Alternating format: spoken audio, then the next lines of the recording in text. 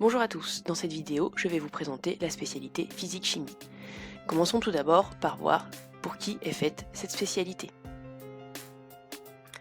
Alors, si tu aimes les sciences, si tu es curieux, si tu aimes les expériences et que tu aimes comprendre les phénomènes qui t'entourent et que tu n'es pas trop fâché avec les mathématiques, alors la spécialité physique-chimie est faite pour toi.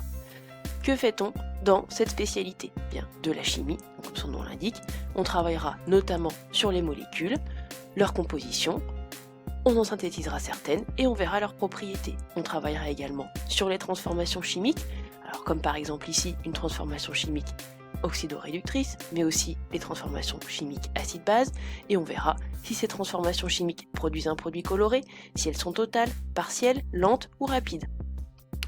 On fera aussi de la physique, entre autres on étudiera les mouvements, alors les mouvements des astres, dans le référentiel par exemple héliocentrique, mais aussi les mouvements sur Terre.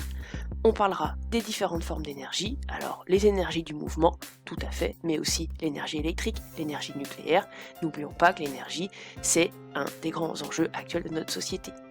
Et on travaillera aussi sur la lumière, avec l'étude de la lunette astronomique, mais aussi des ondes et de leurs caractéristiques. Comment fait-on ce programme? Eh bien, en première, tu as 4 heures de spécialité physique-chimie. Comment ça se déroule au lycée Couffignal? Eh bien, tu auras 2 heures de cours en classe entière et 2 heures de demi-groupe pour faire des travaux pratiques. Si tu continues la spécialité en terminale, tu auras 6 heures avec 4 heures de cours et 2 heures de travaux pratiques en demi-groupe. Cette spécialité, elle peut te servir à quoi après le bac? Eh bien, elle te sera très fortement recommandée si tu veux rentrer dans une classe préparatoire scientifique dans le but d'être ingénieur. Elle est également très recommandée si tu veux faire des études de santé. Alors il n'y a pas que médecine, ça peut être pharmacie, dentaire, maïeutique, mais aussi si tu souhaites faire une école d'infirmière, c'est une des spécialités les plus importantes. Évidemment, si tu continues à faire des études de physique ou de chimie à la fac, il faudra prendre cette spécialité.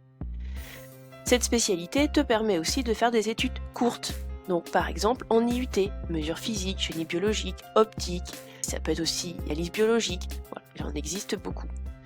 Mais aussi de faire un BTS avec des domaines physiques, l'aéronautique, l'électrotechnique, les BTS chimistes.